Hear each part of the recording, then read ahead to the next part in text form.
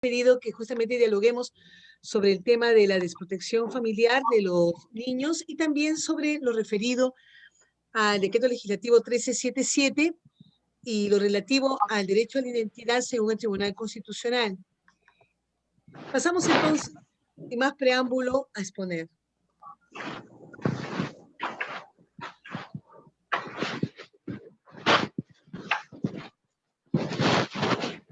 Muy bien, vamos entonces primero a conversar sobre la desprotección familiar según la ley 1297 y su reglamento. En realidad se nos habla de niños y adolescentes sin cuidados parentales o en riesgo de estarlos. Es la nominación que tiene esta ley 1297. ¿Qué tendríamos que decir? Algunas cuestiones fundamentales. Estamos dentro de la doctrina de la protección integral y la doctrina de la protección integral pues es toda esta perspectiva jurídica, toda esta doctrina que aboga por considerar a los niños como sujeto de derechos, ¿no es cierto? Y en base a eso pues se requirió que nosotros volviéramos a revisar nuestra normativa, porque el Código de Niños y Adolescentes nos daba pues un avance en cómo podíamos nosotros tratar este tema de niños en desprotección familiar, pero había algunas cuestiones que era necesario revisarlas. Una de ellas era, por ejemplo, la nominación, no hablar de niños en estado de abandono, sino hablar de niños o adolescentes en desprotección familiar o sin cuidados parentales, o en riesgo de estarlo, como lo dice la propia ley. Un tema también interesante era partir de la necesidad de limitar más la discrecionalidad de los jueces. Los jueces obviamente se espera que actúen bajo justamente un criterio ajustado a ley, pero entendemos que si se trata de una intromisión del Estado en el ámbito familiar, pues todo esto tiene que ser visto ante una autoridad competente y según los procedimientos establecidos por ley, tal como dice el artículo 9 de la Convención sobre los Derechos del Niño. O sea, no es pues que debemos partir siempre del supuesto que actuará como un buen padre de familia, determinando lo mejor para el niño, sino que tiene que siempre ceñir su actuación a lo indicado por ley. Es necesario también probar el estado de desprotección familiar, que esto pueda probarse mediante un procedimiento o propiamente mediante un proceso, ¿no? En donde quede pues en claro que este niño no cuenta con un entorno familiar protector, sino más bien es un entorno familiar que no resguarda derechos y por lo cual se legitima la intromisión del Estado. Entender también que llevar a un niño a una institución, sea esta pública o privada, como se conocen como los CAR, los Centros de Atención Residencial, pues siempre será una medida extrema y temporal, partiendo nosotros de lo que nos plantea la normativa, que la familia sigue siendo el espacio natural y fundamental para el desarrollo de sus miembros. La familia, a pesar de todo lo que vemos hoy en día, de las grandes dificultades que hay para que éstas asuman su rol en relación a los niños, sigue siendo el espacio idóneo, natural, para que un niño o adolescente se desarrolle. Nunca lo será, pues, una institución del Estado o una institución privada por más fines altruistas o por más profesionalizado que sea su atención, porque la familia es irreemplazable. Otra cuestión también importante es el tema de que la situación de pobreza no podrá nunca justificar la declaración de desprotección familiar. Se entiende que más bien la situación de pobreza debiera llevar a la activación de programas sociales para que el Estado brinde soporte a la familia. La pobreza no puede ser, está descartado desde plano de la especialidad, una justificante para llevar al niño a una institución y por lo tanto separarlo de su familia. Algunas cuestiones previas ya las hemos mencionado en parte, la familia como espacio protector, los padres como los primeros obligados, esto dicho por el artículo 27 de la Convención y el artículo 8 del Código de Niños y Adolescentes, y yo agregaría también ahí el artículo 18 de la Convención. También la familia extensa, o sea, cuando hablamos de familia tenemos que justamente poner aquí un énfasis importante en la familia extensa. La familia extensa es un aliado fundamental para contribuir a que el niño no vaya a una institución del Estado. La familia extensa debe asumir sus deberes que surgen de la ley para hacerse cargo del niño cuando justamente los padres no pudieran pues estos asumirlo o lo estuvieran haciendo contrario a los derechos de los niños. El Estado entonces es corresponsable. Una cuestión también importante que nos plantea la Convención sobre los Derechos del Niño es que el Estado es corresponsable con la familia para garantizar el desarrollo integral en los niños y adolescentes. El Estado, en principio, no suple solamente ante situaciones de emergencia en las cuales la familia no pueda ver por el niño, el Estado podrá suplir, pero siempre temporalmente. Por eso hablamos que los niños temporal o permanentemente privados de su medio familiar requieren pues de que estos sean insertados de manera pronta en una familia, aunque sea sustituta en aras de su interés superior. Otra cuestión importante es entender entonces que toda intervención que nos plantea el decreto legislativo 1297 está direccionado en restituir en el niño su derecho a vivir, crecer y desarrollarse en una familia. Esta es la finalidad última del decreto legislativo 1297. Si lo que justifica al Estado de intervenir en una familia es que la familia es disfuncional o no tiene las competencias para garantizar el desarrollo integral del niño, entonces si esto justifica la intervención del Estado, pues la mira será restituir este derecho en el niño. No basta con darle albergue, no basta con darle alojamiento, con darle educación, con darle vestido, con darle alimentación, pues no basta con ello, sino es necesario siempre estar abocados en esta especialidad que es la tutelar, estar abocados a que el niño retorne a una familia, sea una familia, su familia de origen, o sea finalmente una familia sustituta. Pero el niño tiene que crecer en una familia.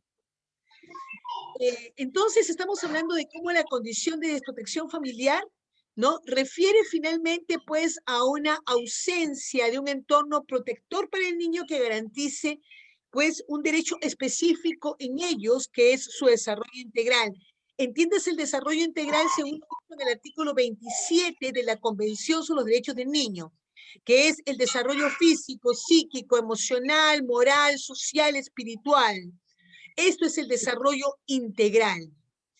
A su vez también, como cuestión previa, lo hemos venido diciendo, la necesidad de probar que esta familia es merecedora de una intervención del Estado. Esto no puede quedar, pues, a libre criterio, discreción, decíamos, de la autoridad judicial, sino que hay un procedimiento, o en su caso también un proceso, que nos orienta a que el Estado pueda estar legitimado ante determinados supuestos para intervenir en la familia. El Estado puede suplir, dijimos también temporalmente y como última ratio, la ausencia de la familia o la existencia de una familia disfuncional. Esto se hace a través de lo que conocemos medidas de protección. Otra cuestión también interesante del decreto legislativo 1297 es que establece mecanismos para prevenir la desprotección familiar, identificando supuestos en los cuales los niños se encontraran en riesgo de desprotección familiar. O sea, en otras palabras, como que nosotros también hemos elaborado en el decreto legislativo 1297, pues una suerte de estrategia para evitar que el niño desencadene en una situación de desprotección familiar.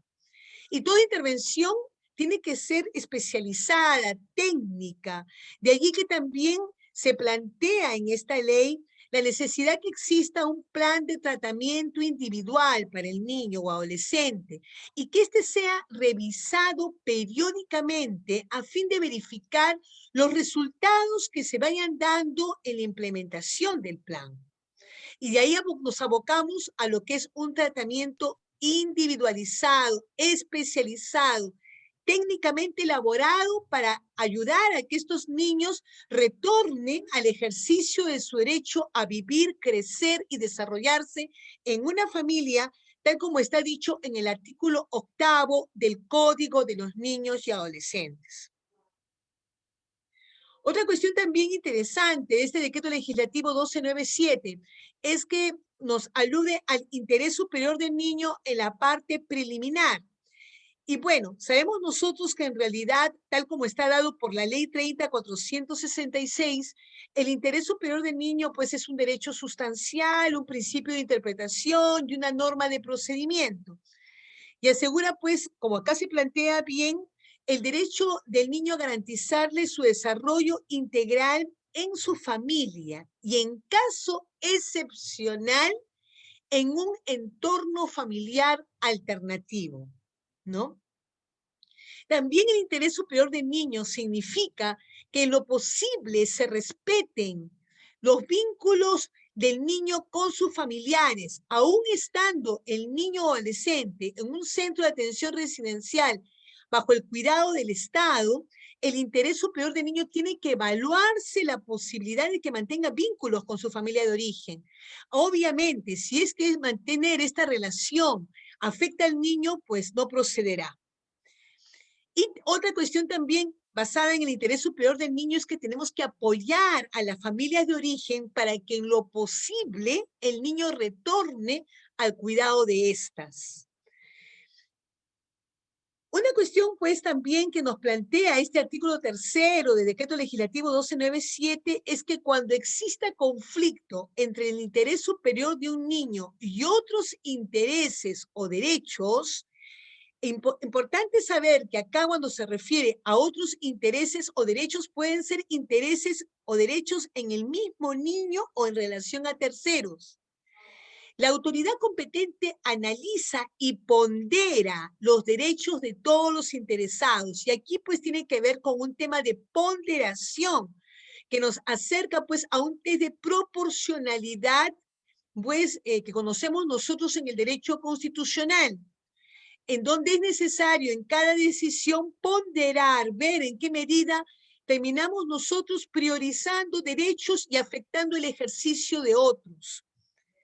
Y luego dice a continuación, teniendo en cuenta que el derecho de la niña, niño adolescente, a que su interés superior es una consideración primordial.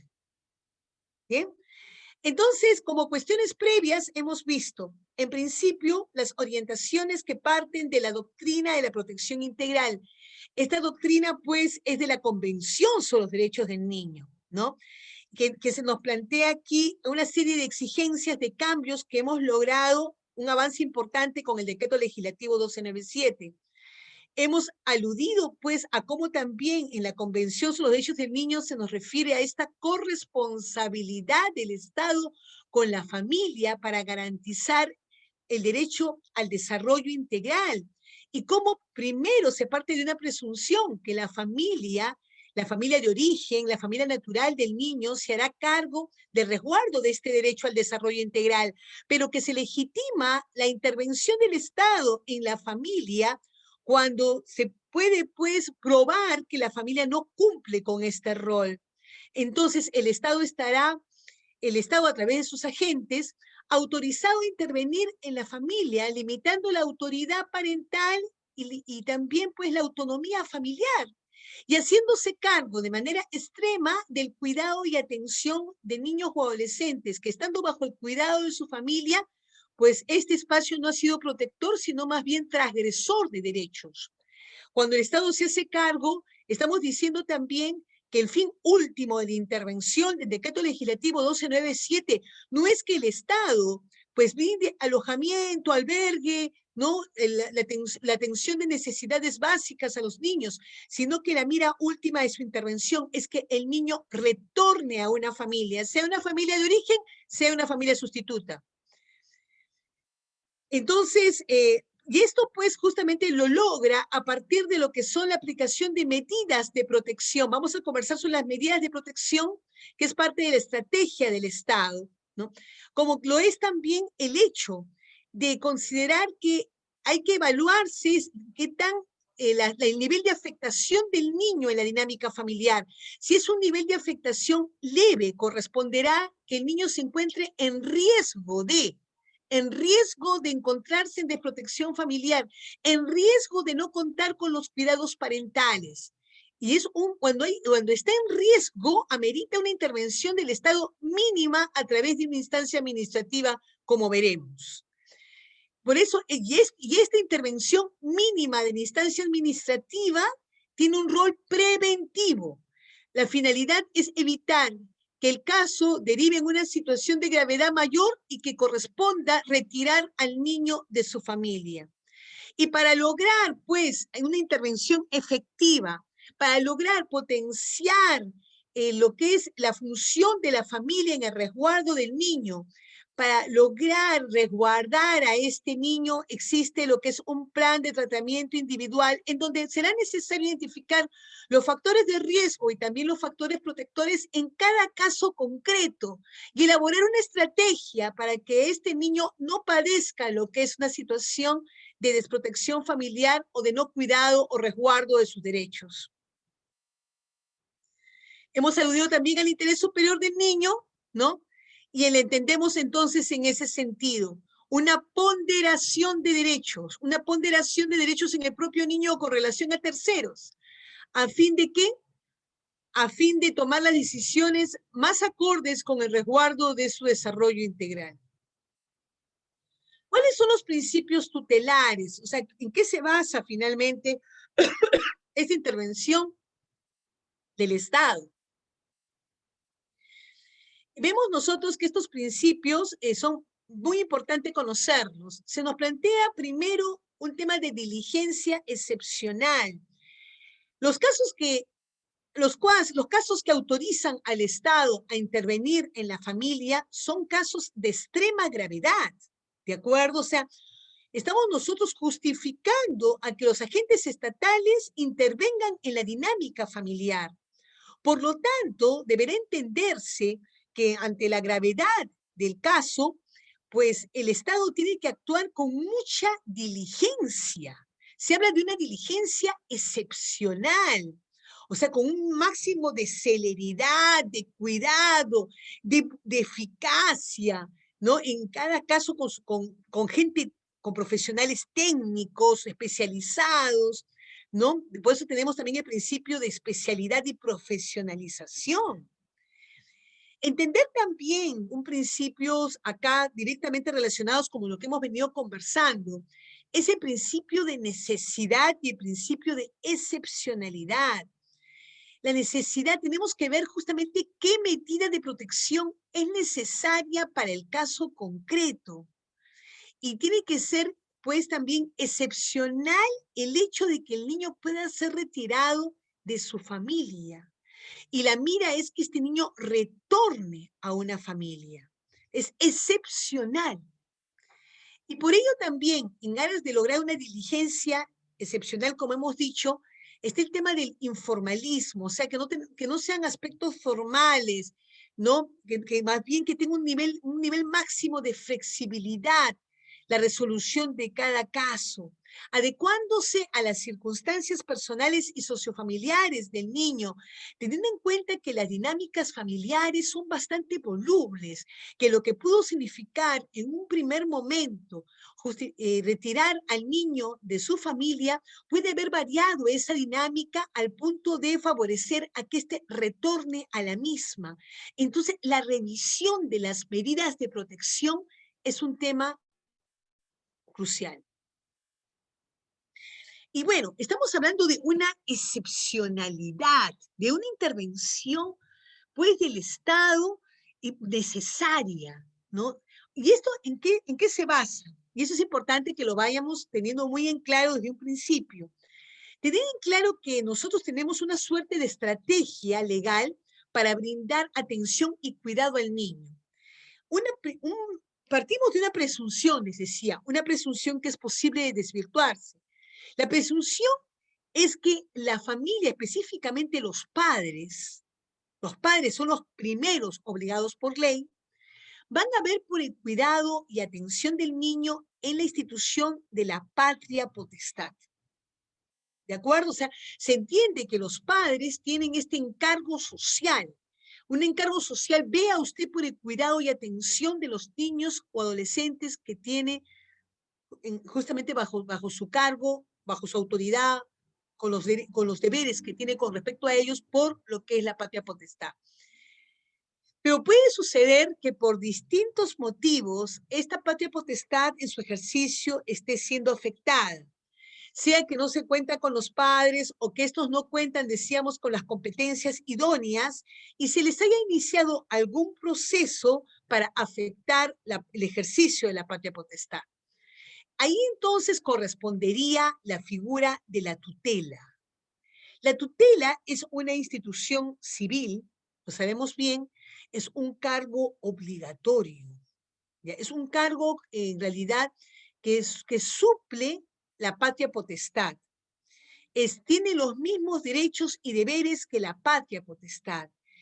Quien fuera nombrado tutor, si es que éste no quiere ejercer este cargo, pues tiene que excusarse. Y las excusas están dadas por ley, no cualquier excusa.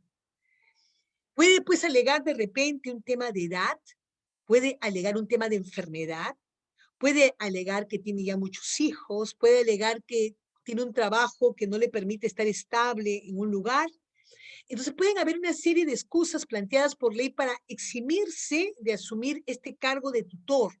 Pero el cargo de tutor o esta tutela civil todavía creemos nosotros que no está suficientemente conocida y potenciada para que entienda la familia extensa de los deberes que tiene con respecto a los niños.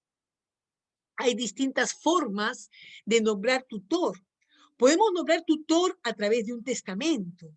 El testamento se fija, pues, quién será el tutor y en el testamento mismo se fija una remuneración, porque en principio el cargo de tutor es un cargo remunerado.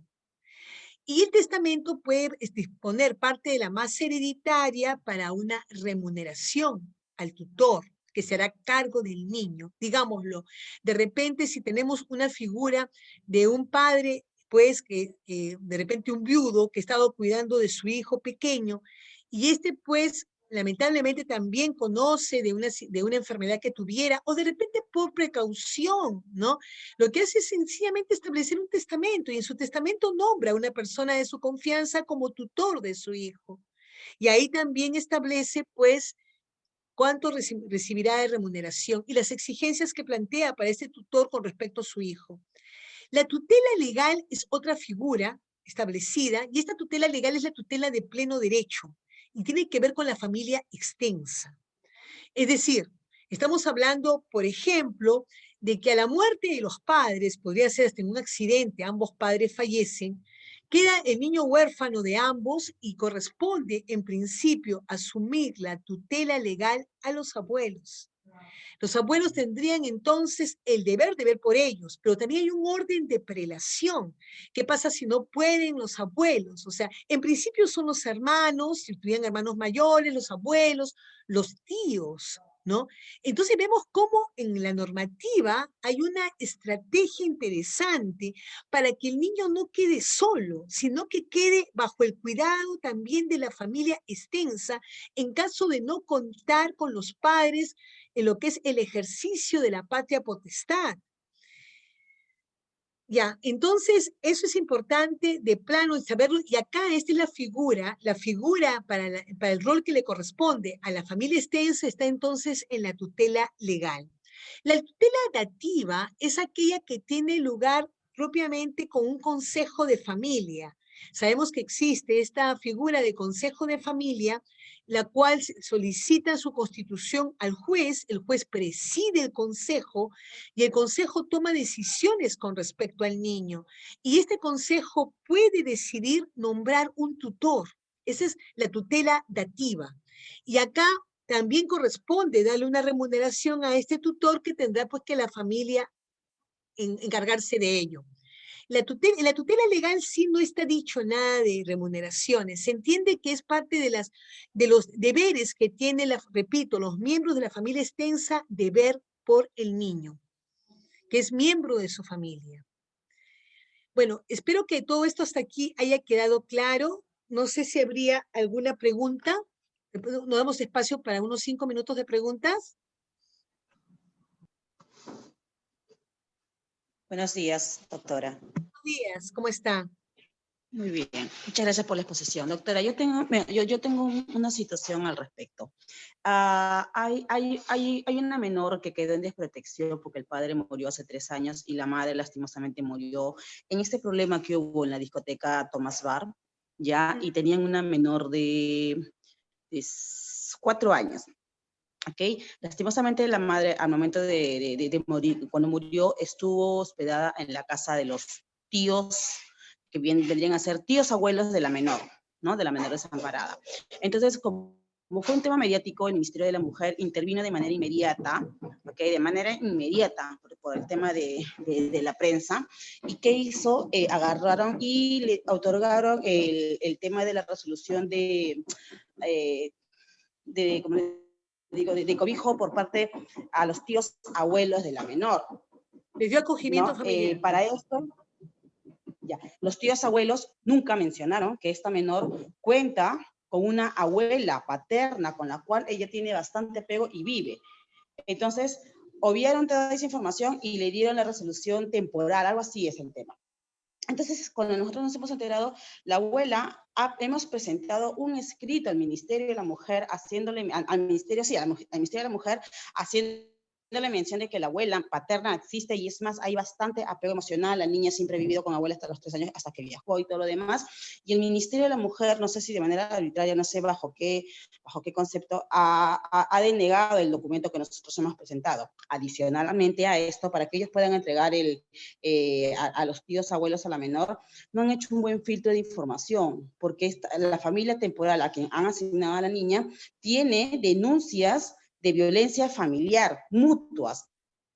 Él a ella a él, y a pesar de que nosotros hemos mencionado y hemos presentado esa prueba, el Ministerio de la Mujer nuevamente nos ha vuelto a denegar, ¿no?, el derecho a que la niña pueda estar con la abuela paterna. A quien le han entregado la tutela, bueno, el tema temporal es a la tía abuela.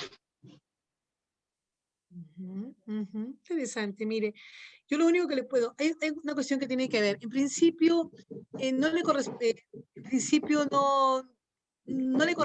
en todo caso haber tomado esa medida al ministerio, porque a veces acá nos encontramos frente a una situación de una intromisión ilegal del Estado, porque hay leyes, como usted bien está viendo aquí, que es el Código Civil, que determina ya una salida cuando hay familia. La aplicación del decreto legislativo 1297 y las medidas de protección, como usted me está hablando, el acogimiento familiar, la intervención misma, como usted dice, el Ministerio de la Mujer, tiene que ver cuando no hay familia. Pero en este caso hay familia. En todo caso, lo que podría hacer justamente la abuela que tiene un derecho directo, digámoslo, en el ejercicio de esta tutela legal que usted puede ver, artículo 506 del Código Civil, es solicitar al juzgado que le otorgue la tutela de la niña. Porque no es para que el ministerio resuelva sobre eso, sino es para que el juez determine la tutela legal de la niña. Y le corresponde a la abuela paterna, como usted bien dice, y además yo creo que en realidad no necesitaría ni siquiera probar pues la inconducta de los tíos abuelos, pero si gusta puede también acopiar información que pueda servirle al juez al momento de decidir, alegando siempre el tema del interés superior del niño, alegando la vigencia de esa institución de la tutela, pedir la tutela legal. Es lo que usted podría hacer, creo yo, para ayudar en este caso. ¿Quedó claro? ¿Alguna precisión mayor? Bien, doctora, creo que podemos también acá leer la consulta de hace un momento a cargo del doctor Joe ST. Él pregunta, ¿no? ¿Las medidas de protección debe emitir la UPE o los jueces de familia en el marco de una violencia familiar?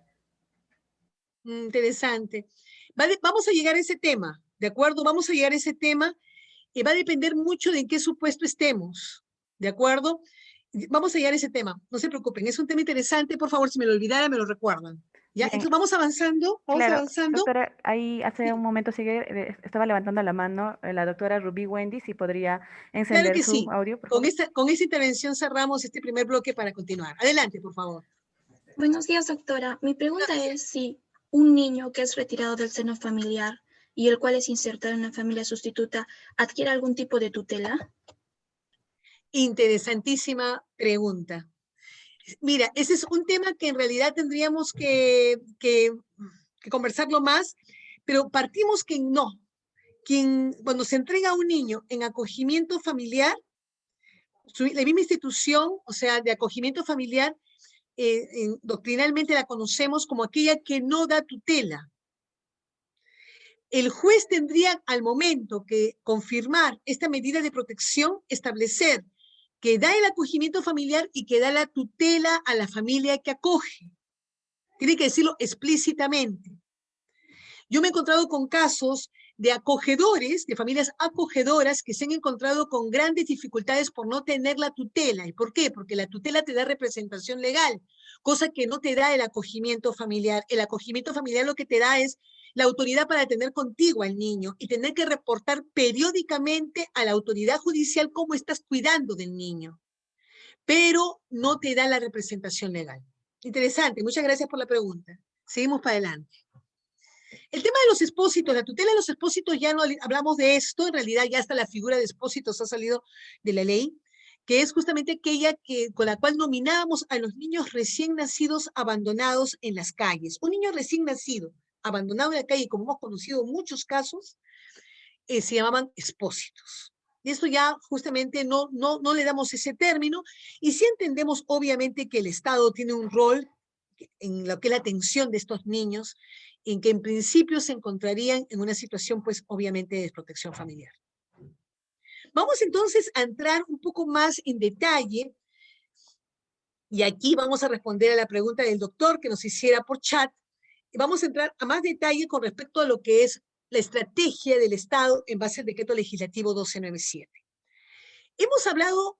Estamos aludiendo a un decreto legislativo que nos dice cuando el niño se encontrara sin cuidados parentales o en riesgo de estarlo, ¿no es cierto? Y estamos hablando del riesgo de desprotección familiar.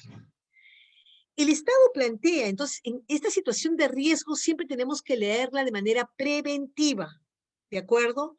Entonces, eso significa que el Estado tiene que intervenir sobre la familia para que la familia se haga cargo del niño, ¿no?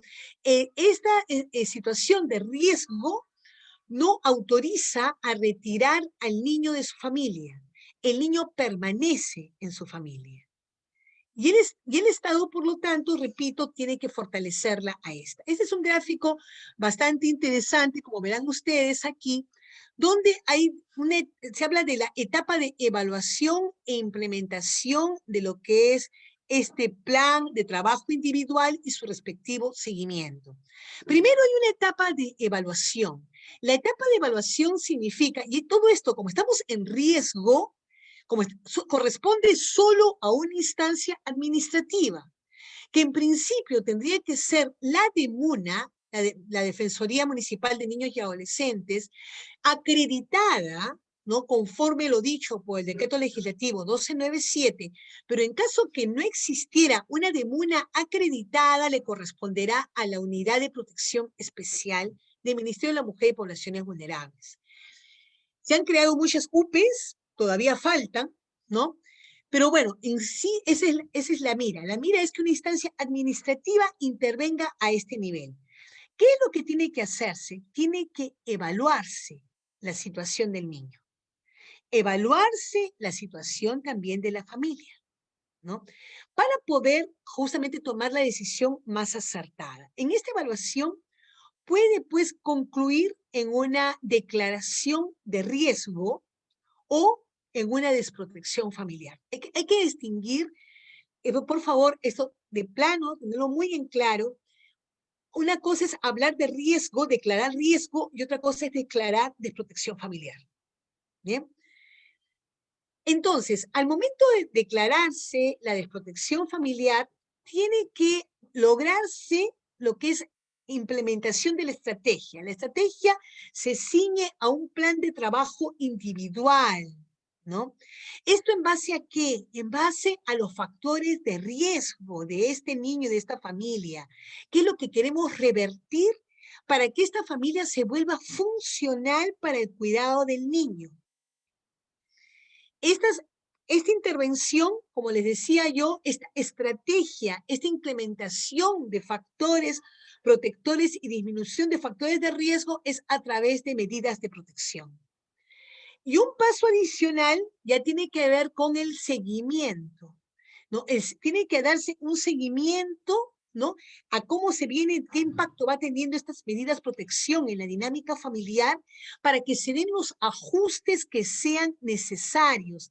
Habíamos hablado de una flexibilización. El principio de flexibilización nos hace entender, como les dije hace un momento, que la dinámica familiar es muy voluble, que lo que inicialmente fue un factor de riesgo en un momento determinado ya no existe. De repente un factor de riesgo fue la presencia de un familiar que consume drogas en el entorno familiar. Pero ¿qué pasa si es que finalmente este familiar sale de la casa? Ya el factor de riesgo desapareció. Y esto pues, como les digo, es ese nivel, ¿no?, voluble o cambiante de la dinámica o del sistema familiar tiene que revisarse continuamente. ¿O qué pasa si se incrementó los factores de riesgo para el niño? Entonces tienen que las medidas de protección ajustarse, o de repente ya no es situación de riesgo, ahora es de protección familiar. Eso es muy importante. O sea, el tema del seguimiento, que en realidad es una cosa crucial en el decreto legislativo 1297, es algo que no podemos desconocer y es algo sobre lo cual el Estado está comprometido a invertir recursos. Esta es la estrategia. Que también se esté dando es otra cosa. ¿De acuerdo? En la realidad todavía nos falta, y más lo que hemos tenido en este contexto del COVID-19, nos ha sacado a la luz todas nuestras carencias que tenemos como sistema de protección de los niños. Y nos hemos encontrado con comisarías que, conociendo de casos de vulneración de niños, no lo han puesto en conocimiento de la UPE. Entonces, vemos nosotros que esta es lo que dice la ley, pero estamos nosotros para hacer cumplir la ley. Y si no nos hacen caso, digámoslo así, tenemos la Defensoría del Pueblo para recurrir, denunciar casos en los cuales pues no se está dando cumplimiento a la ley. Esa es una cuestión fundamental, como ustedes ven. Entonces estamos en una etapa de evaluación, en una etapa de implementación de este plan de trabajo individual y en una etapa de seguimiento. Estamos en estos momentos en situación de riesgo.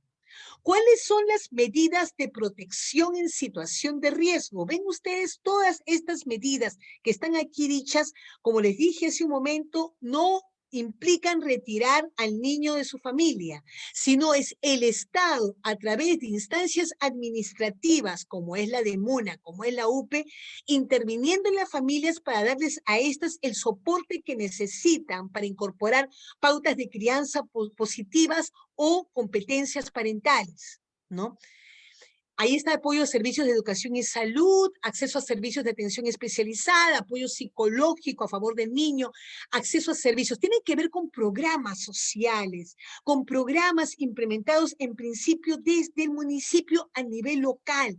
Esa sería la aspiración. O sea, tenemos que lograr que las demunas se fortalezcan, tenemos que lograr que, y ese es un tema pues fundamental, ¿no? Que los municipios se involucren más, los gobiernos locales se involucren más en la defensa de los derechos de los niños, que fortalezcan las demunas, que las demunas se acrediten con personal especializado para justamente poder lograr esa acreditación y finalmente ese soporte que se necesita para atender a las familias para que se hagan cargo de los niños.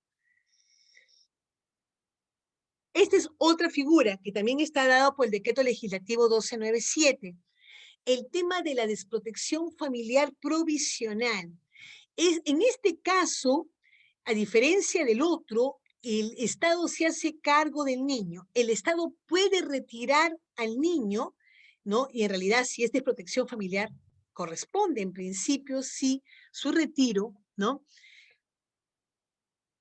para hacerse cargo temporalmente del niño, y el Estado interviene sobre la familia a fin de que, de justamente producir estos cambios que se necesitan para que la familia sea un espacio protector y que el niño retorne a la familia. O sea, la mira última de esta intervención es una familia fortalecida con competencias parentales, un niño atendido temporalmente, pero que este niño retorne a su familia de origen.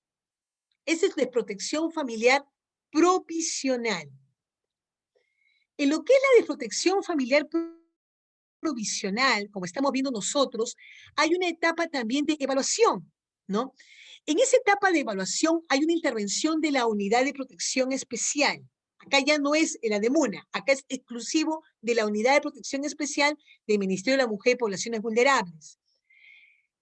Esta, pues, realiza todas las actuaciones y diligencias para evaluar esos factores de riesgo y protectores para conocer el caso de manera concreta, especializada, ¿no?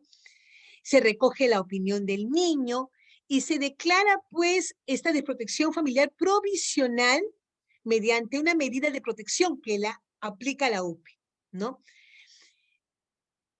Pareciera ser que el caso que nos comentaba la doctora hace un momento está a ese nivel, ¿no? Tiene los abuelos, estamos en una desprotección familiar provisional en la cual los abuelos, tíos abuelos están cuidando del niño, ¿bien? Están cuidando del niño y estamos en la etapa administrativa. Ahora, lo que corresponde después es un pronunciamiento judicial, ¿de acuerdo? Hay una intervención, pues, inmediata, digamos, desde la UPE, y luego tiene que haber un pronunciamiento judicial. Puede hacerlo de las dos maneras, como yo le decía hace un momento, inicien un proceso pidiendo tutela, como que también durante el pronunciamiento judicial, o sea, cuando ya le corresponda al juez conocer este caso, podría ya personarse la familia, ¿no? De los abuelos paternos y pedir la tutela. Pero ¿saben qué cosa pasa si lo hiciera así? Es que el juez va a ser muy renuente a darle la tutela cuando en realidad acá lo que se trata es de adoptar una medida de protección.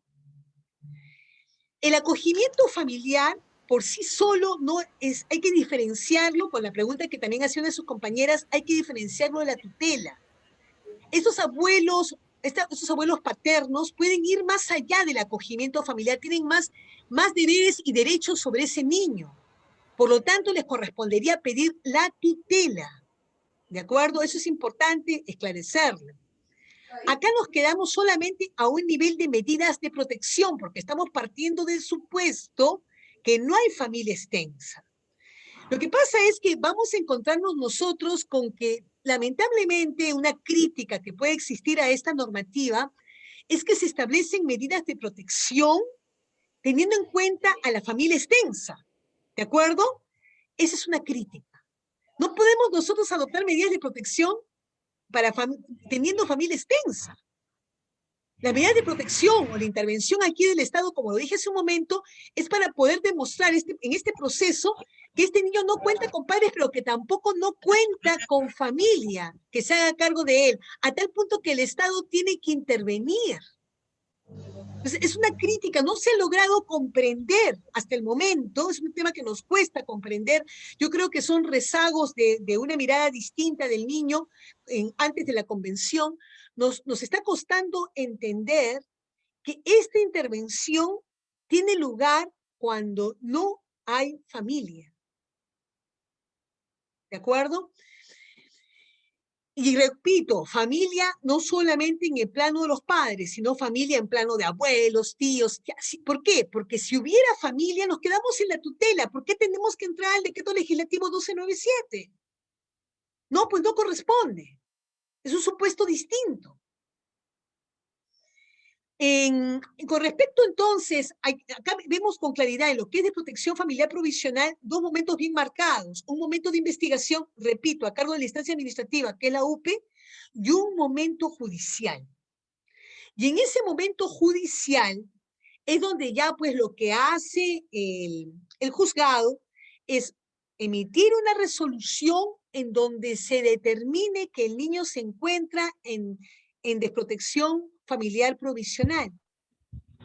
O puede ser, o sea, aprueba o desaprueba lo que ha sido inicialmente planteado por la UPE. Esa es una cuestión también interesante. O sea, podría decir, ¿sabe qué? Acá no hay ninguna desprotección familiar provisional. Ustedes, y eso podrían ustedes alegar, o sea, hay abuelos paternos, señor juez, acá no hay, cuidado, acá no hay desprotección familiar provisional, porque hay una abuela paterna, que ha iniciado ya un proceso judicial pidiendo tutela. Entonces, se podrían ahí apersonar justamente para indicar esto mediante un escrito cuando ustedes tienen que lograr tener conocimiento cuando ya lo esté viendo en la instancia judicial. Lo crítico o lo criticable de lo dicho aquí en la norma es que se dice que la intervención de la instancia administrativa suspende patria potestad. Ese es un absurdo legal. Nunca una instancia administrativa puede afectar la patria potestad.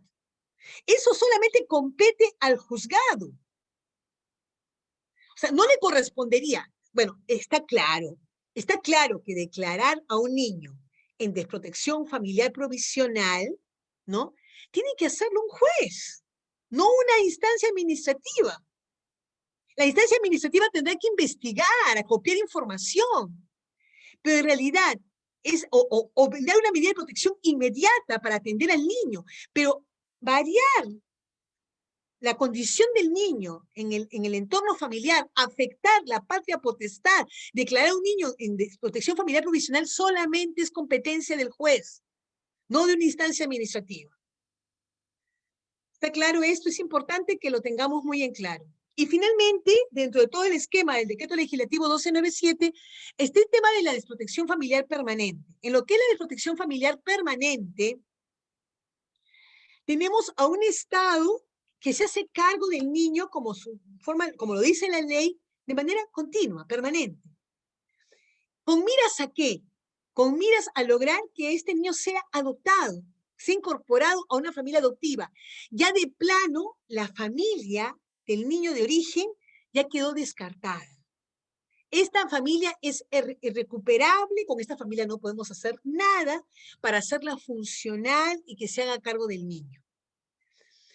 El esquema es un esquema mucho más complejo, en donde fundamentalmente la intervención, ya no hay acá ninguna intervención de instancia administrativa, acá la intervención es del juzgado exclusivamente, ¿no?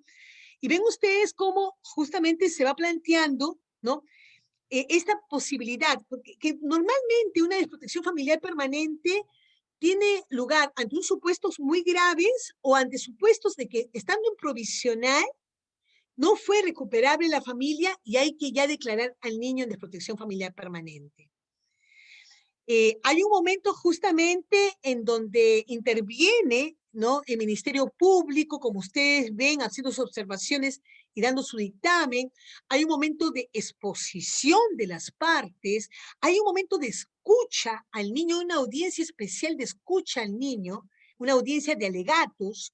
Y finalmente lo que se da es un tema importante, es el tema de la adopción. Ahora, claro, ¿qué pasa?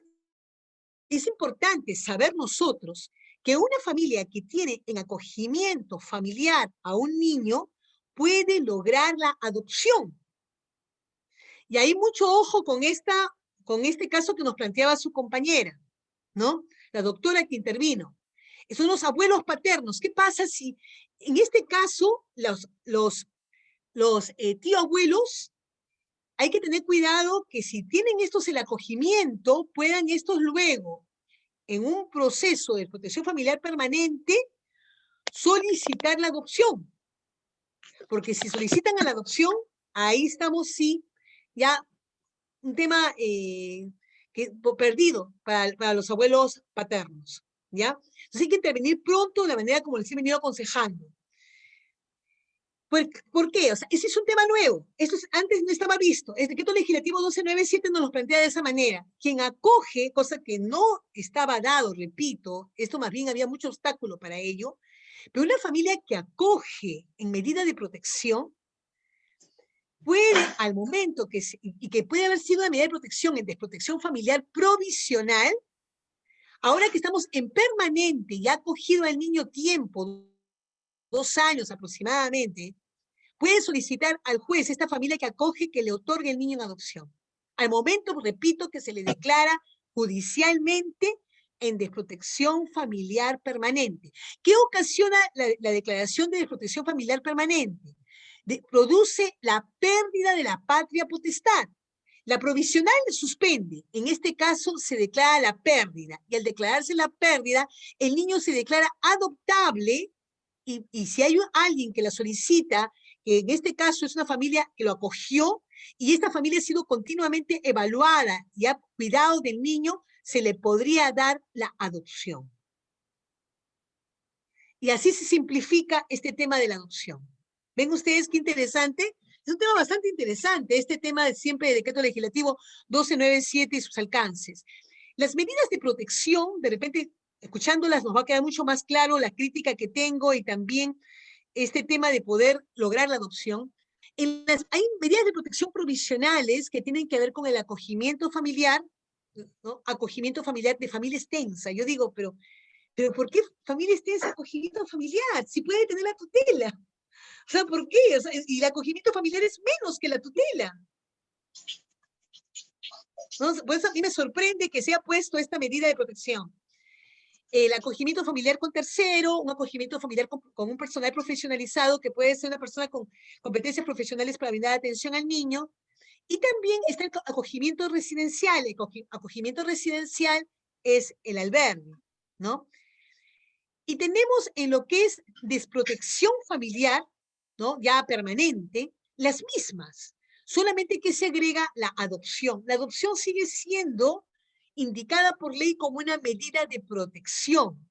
Acá se les ha incorporado como una medida de protección, pues, permanente. Ahora, las medidas de... Yo ahí también tengo mis discrepancias. La adopción es un tipo de parentesco, según el Código Civil, que se asemeja, pues, a dar origen a lo que vendría a ser un hijo matrimonial, ¿ya? Los mismos efectos de un hijo matrimonial. Aunque sabemos, como veremos pronto, de que en realidad no hay diferencias hoy en día entre los hijos matrimoniales o extramatrimoniales, pero bueno.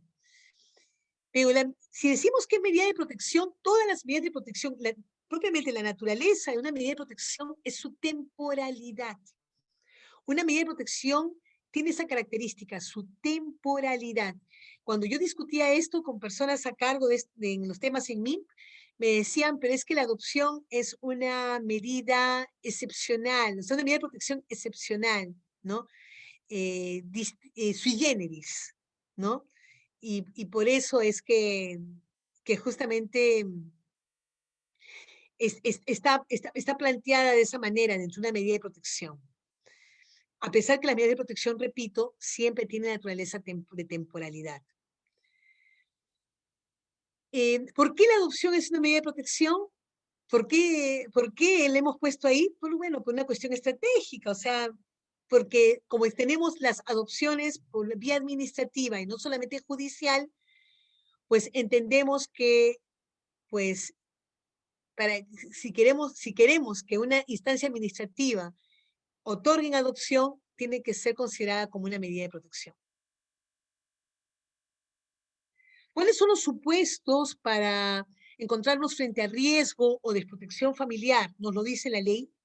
Van a ver ustedes que son supuestos distintos. El riesgo, como les dije hace un momento, meditará una intervención de una instancia administrativa para fortalecer la familia. Son supuestos menos graves. En cambio, los supuestos de protección familiar sí denotan situaciones en las cuales se denota que este niño está en un entorno familiar que lo pone muy en riesgo. Y que por lo tanto, por eso es necesario declararlo de protección familiar para promover su adopción. Incorporarlo, por lo tanto, a otra familia.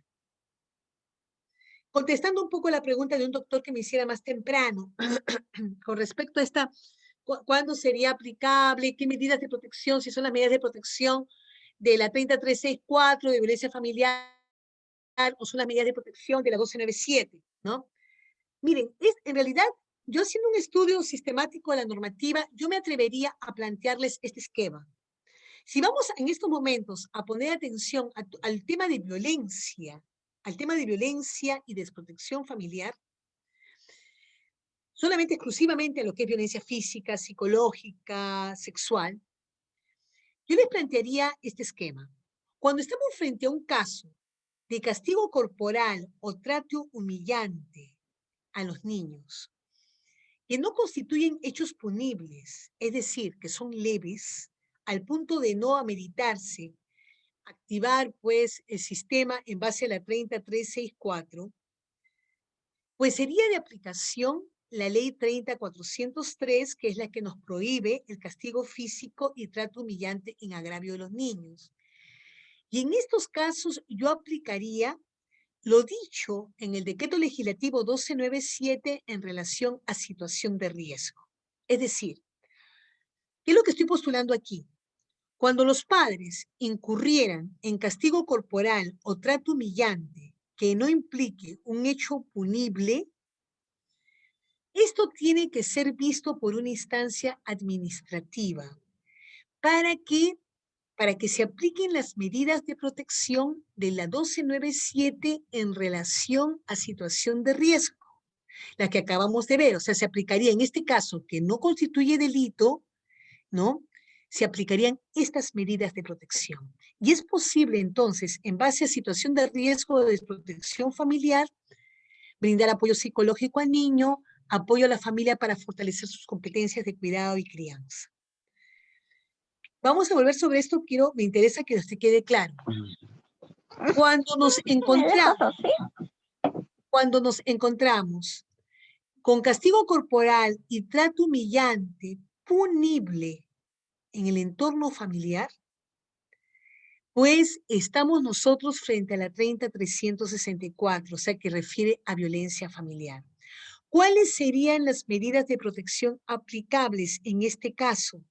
Las que refieren a la ley de violencia familiar. ¿De acuerdo? ¿Cuándo es que en un caso de castigo corporal o trato humillante punible se aplican las medidas de protección del decreto legislativo 1297? Cuando en el niño se suman dos condiciones, la de víctima de violencia y la de desprotección familiar. No sé si logré contestar su pregunta. Si hubiera alguna duda, no deje por favor de planteármelo en estos momentos. Abro nuevamente el micro para que podamos hacer algunas preguntas por 5 minutos. Bien, doctora, quisiera hacer las preguntas mediante el chat, ya que como hay muchos doctores que no han logrado acceder al Zoom, están haciendo también las preguntas a través del Facebook Live. Entonces, vamos con las preguntas que vienen acumuladas acá. El doctor Estanislao Quispe Morales pregunta, en los lugares donde no funciona la UPE, el juzgado de familia asume competencia para conocer los casos de desprotección familiar. ¿Quién conoce los casos de riesgo de desprotección? Es una falencia del sistema y más en estos momentos. Lamentablemente no tenemos quien lo haga. Bien, pregunta también la doctora Grecia Butrón Gallegos. En caso de desprotección familiar, ¿la UPE actúa de oficio o necesariamente necesita la derivación de la DEMUNA, Fiscalía de Familia y otros? La UPE actúa de oficio. La doctora Fiorella consulta. En lugares donde no hay DEMUNA acreditada ni UPE, ¿cómo se realiza el procedimiento? Parecida la primera pregunta que me hicieran. Donde no hay DEMUNA acreditada y no hay UPE, no hay nada para poder justamente hacer poder implementar medidas de protección en situación de riesgo. Es una cuestión que creo que podría ser denunciable ante la Defensoría del Pueblo, porque estamos viendo que algunas ciudades de nuestro país, los niños están siendo víctimas de discriminación, porque o sea, depende del Estado, donde el Estado pueda haber adoptado una UPE, o sea, implementado una UPE o tener una DEMUNA acreditada, para poder proteger a los niños. ¿Y qué pasa con los que no tienen ese servicio? O sea, quedan desprotegidos. Es para llegar a la Defensoría del Pueblo. Bien, continuamos. La doctora Jessica Salir Rosas consulta, ¿no? ¿Considera usted que dentro del decreto legislativo número 1297, el acogimiento familiar es la medida de protección más efectiva cuando el niño, niña o adolescente se encuentra en situación de riesgo? Disculpe, yo quisiera intervenir respecto a la anterior pregunta que se le hizo a la ponente. Sí, adelante, diga usted. Disculpe, yo tengo entendido, por ejemplo, en el distrito fiscal de Moquegua, no existe estas instancias administrativas como para poder atender estos casos de riesgo de desprotección, pero tampoco podemos dejar en el vacío, en el aire, un hecho, ¿no? Que merece ser protegido. Y acá la Corte Superior de Justicia de Moquegua ha establecido mediante una resolución judicial que esos casos no pueden quedar en vacío, o sea, se le tiene que dar una solución, y ha dispuesto que el Poder Judicial, la Corte Superior de Justicia de Moquegua, los conozca, ¿no? Dependiendo, ¿no? Y generalmente cuando sea un caso de riesgo de desprotección, como usted mismo lo ha dicho, lo conozca, ¿no? El tema judicial. Entonces, no creo que sería no tanto que vayamos a la Defensoría Pública, porque la Defensoría Pública es para hacer un reclamo frente de repente a que no se nos está haciendo justicia o que no se está dando un trámite, ¿no? A nuestra denuncia, algo por ahí. Ese es mi humilde pensar. Muchas gracias, doctora. Yo lamentablemente discrepo con usted, porque si es que lo va a comenzar a asumir la Corte Superior, pues estamos nosotros favoreciendo a que el Estado no cumpla con su rol a nivel administrativo. Y una gran carencia y dificultad que tuvo el sistema antes de la Convención sobre los Derechos del Niño es que los jueces terminaban interviniendo en temas que referían a programas sociales. Un niño está en situación de riesgo, un niño necesita programas sociales, y eso tiene que partir de una instancia que intervenir de la activación del sistema. Más bien le correspondería exigir a las entidades que puedan asumir un rol de corte administrativo, que cumplan con su función, porque si no vamos a atorar al Poder Judicial de atender estas situaciones. Esto no es competencia de la Corte.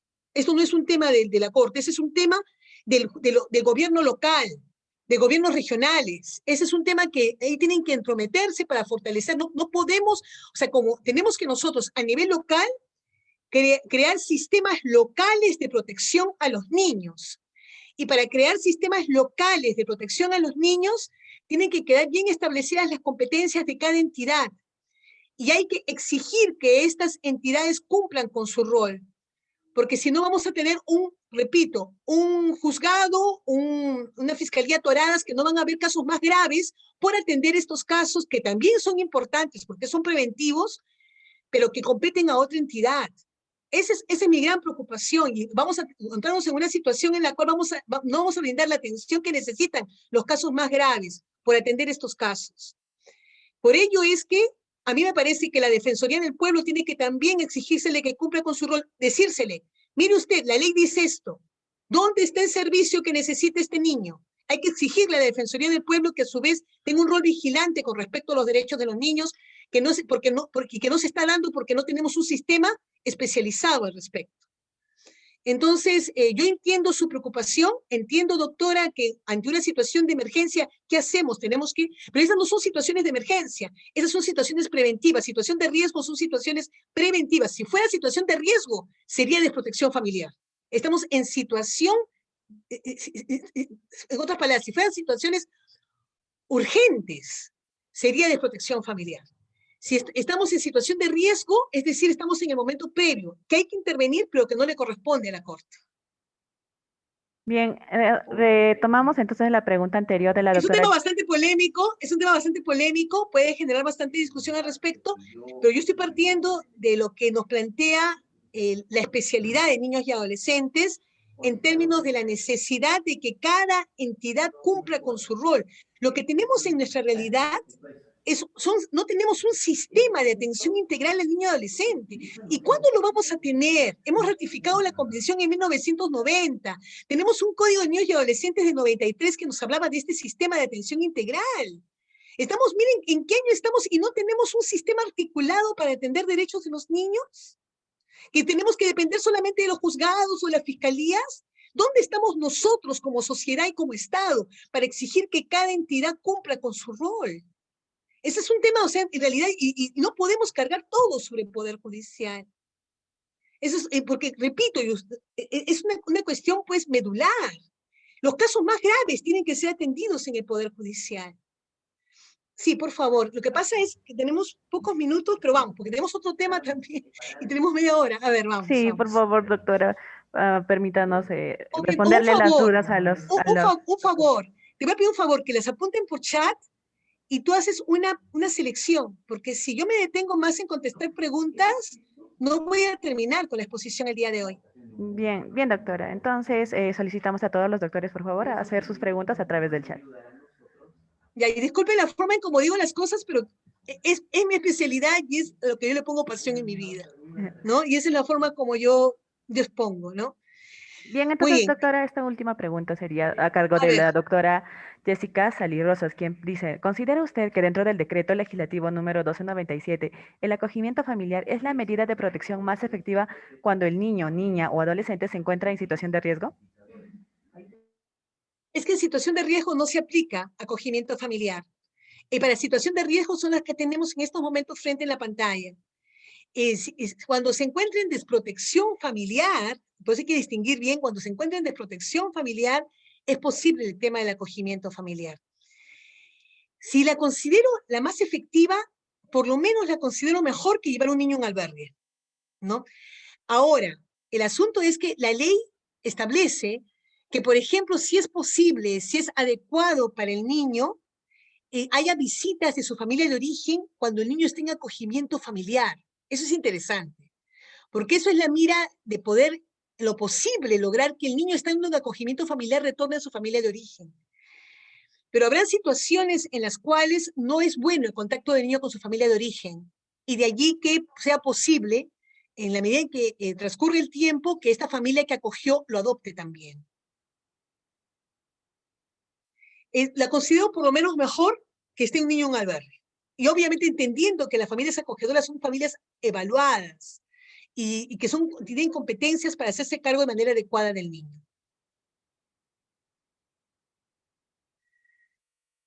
Muy bien. Entonces, más bien con respecto, yo quisiera solamente conocer si el doctor que hizo esta pregunta de cuándo corresponderían las medidas de protección de la 30364 o el decreto legislativo 1297, que le quedó claro este tema que expuse aquí con esta diapositiva. Doctora, ¿puedo hacer una pregunta, por favor? Claro. Doctora, en conclusión, en base a este decreto legislativo 1297, en conclusión, ¿cuál sería la función, por ejemplo, del defensor público ante estos casos de desprotección familiar? Por favor. ¿Me está hablando de la Defensoría del Pueblo o el defensor público? Defensor público. Bueno, Ok, le de digo esto acuerdo. porque hubo una pregunta en un concurso donde dijeron ¿cuál es la función principal del defensor público en base a la ley 1297 de la desprotección familiar, por favor? Claro que sí. Bueno, yo creo que acá el rol primordial, si nos da el tiempo lo vamos a ver, es que el Estado, que la intervención que haga el Estado no sea excesiva. O sea, en otras palabras, no haya una intromisión injustificada del Estado. Que si el niño tiene familia, que el niño se quede con su familia extensa y que el Estado no intervenga cuando hay familia extensa. Mire, esto me permite adelantarme a un tema, porque no creo que me dé tiempo ya para exponer todo esto. Pero mire, usted puede revisar, para que lo tenga más en claro, puede revisar esta sentencia del Tribunal Constitucional, la 049-37-2014. En este caso, ¿no? En este caso lo que se dio fue que el Estado intervino en una situación en que la niña había sido víctima de violencia sexual de su padrastro. La madre mostró pocas competencias para cuidar de su hija, la puso muy en riesgo con su padrastro y el Estado tomó la decisión de retirarla del cuidado de la madre. Estuvo en un albergue del Estado, estuvo en un albergue y necesariamente porque tenía abuela. Entonces, la abuela plantea ante el Tribunal Constitucional que había habido un exceso del Estado al haberse llevado a esta su nieta al albergue. Había habido un exceso porque ella estaba ahí como abuela, ella se podía hacer cargo de la niña. Entonces, la labor de un defensor público es esa. O O sea, en otras palabras, de alguna manera, la defensa es a favor del niño. La defensa es que este niño se le otorgue la medida de protección que corresponde, o en todo caso, que se le entregue a su familia extensa y que no haya una intervención excesiva del Estado, llevándolo a una institución. No sé si contesté su pregunta. Sí, doctora, muchas gracias. Doctora, pero en el ejemplo que usted pone, en el caso de la menor que ha sido violentada sexualmente, acogerla a la abuela, pero vayamos al tema de, por ejemplo, esa abuela, ¿cómo va a poder sufragar los gastos? ¿Sería conveniente en base al principio de interés? En el caso, se conoció que la abuela ya venía, lo que pasa es que fue una situación así. La abuela había cuidado de la niña hasta los 11 años. Y la madre le pide a la abuela que le entregue a su hija. Entonces la abuela, bueno, cede, ya está, dijo, bueno, pues para que realmente tenga contacto con su mamá, está bien, yo soy una persona mayor, que vea por ella. Se le entrega a la madre, y lamentablemente la madre vivía con el padrastro, ¿no? Y este sujeto le agredió sexualmente a la niña, el sujeto fue detenido, obviamente, llevado a la cárcel, y llevaron a la niña inmediatamente al albergue. Ahí es donde la abuela reclama por qué no le quieren dar a ella, que ella le ha venido cuidando todo este tiempo, y que por error, sí, pedido de la madre, se le entregó a la madre, pero que ella tenía todas las posibilidades de cuidar de la niña como lo había venido haciendo 11 años. Y la niña, lamentablemente, este hecho sucedió cuando la niña cumplió 12 años. Entonces, en este caso concreto, al menos sí contaba la abuela con la posibilidad de ver por la niña. Muy bien, entonces, bueno, un tema también importante que ustedes tienen que revisar es lo que es la resolución ministerial 065-2018 MIM. En esta resolución ministerial, ustedes van a ver todos los supuestos bajo los cuales es posible declarar a un niño en desprotección familiar. Y es importante saber que hay una tabla de valoración de riesgo, y que esa tabla de valoración de riesgo nos ayuda a saber en cada caso concreto cuándo un niño está en situación de riesgo o cuándo un niño está en desprotección familiar. Por ejemplo, en riesgo es cuando la familia de origen muestra interés por dejar de ejercer violencia física o psicológica. La mira está muy puesta en la familia. Miren qué importante. Para poder calificar a un niño si está en riesgo o en desprotección, la mira está en la familia. En desprotección familiar, cuando la familia niega la ocurrencia de los hechos, cuando no denuncia, cuando amenaza al niño para evitar la denuncia, cuando no interviene para cambiar esta situación, cuando expulsa al niño. Entonces vemos cómo hay una diferencia grande entre una situación de riesgo a una situación ya de desprotección familiar. Repito, el examen está puesto sobre la familia. Acá hay también, en violencia sexual, ¿cuándo hay riesgo? Cuando la familia, sabiendo que hay violencia sexual, hace la denuncia inmediatamente, muestra interés por brindar protección al niño. Pero ¿qué pasa cuando en violencia sexual la familia no denuncia, no muestra interés por brindar protección, o el agresor vive en el propio entorno familiar? Entonces son supuestos de desprotección familiar. Y quiero cerrar con este tema de protección familiar, indicando una situación que en realidad me molesta mucho, sí, un decreto de urgencia 001-2020, que para mí es un paso atrás con respecto a, es un retroceso. Miren, en este decreto de urgencia se establece que cuando los niños o adolescentes están involucrados de alguna manera en una infracción a la ley penal y que no amerita su infracción a la ley penal privarlos de libertad, pero que a esta condición se suma que están en desprotección familiar, o sea, es transgresión a la ley en una infracción que no reviste gravedad, se suma que están en desprotección familiar. Acá, el Ministerio de la Mujer y Poblaciones Vulnerables dice, yo no me hago cargo. O sea, yo no voy a asumir la protección de este niño o adolescente porque este ya está de alguna manera inmiscuido en una infracción a la ley. Y lo dice de esta manera: denunciado o denunciada, investigado o investigada, acusada o acusado, o sentenciado o sentenciada por infracción a la ley penal, yo no me hago cargo. En otras palabras, están haciendo primar esta condición a su condición de desprotección familiar y no quieren albergarlos. ¿Y qué dicen?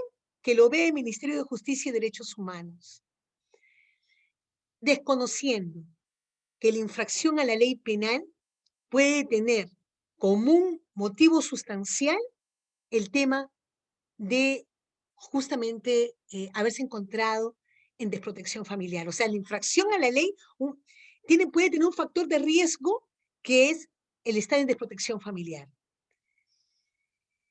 O sea, en otras palabras, podemos encontrarnos con niños, estamos hablando de menores de 14 años, no tienen imputabilidad penal, que han cometido una infracción a la ley penal, o adolescentes que han cometido una infracción a la ley penal y que sea pues una infracción leve, porque si fuera grave lo tendríamos en centros de privación de libertad. Que hubieran incurrido en una infracción y que se encuentren cualquiera de los supuestos que ustedes están viendo al frente. Y sencillamente el Estado dice: yo no me hago cargo, yo no lo albergo.